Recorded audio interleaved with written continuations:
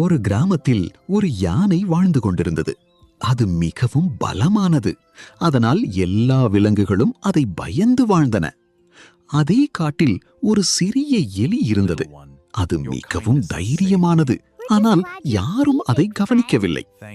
ஒரு நாள் யானை காட்டில் நடந்து கொண்டிருக்கும் போது வேட்டைக்காரர்கள் போட்ட வலையில் சிக்கிக் கொண்டது. அது எவ்வளவு முயன்றாலும் வெளியே வர முடியவில்லை.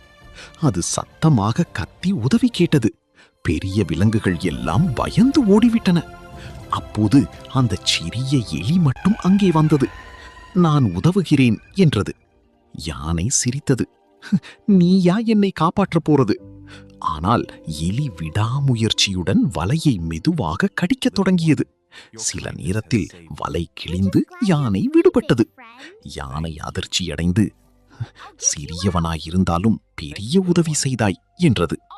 அந்த நாள் முதல் யானை எவரையும் சிறியவன் என்று மதிப்பிடவில்லை. யாரையும் சிறியவர் என்று அலட்சியம் செய்யாதீர்கள். சிறியவர்களாலும் பெரிய மாற்றம் செய்ய முடியும். இது போன்ற உணர்வு பூர்வமான கதைகளுக்கு லைக் அண்ட் சப்ஸ்கிரைப் பண்ணுங்க. நன்றி.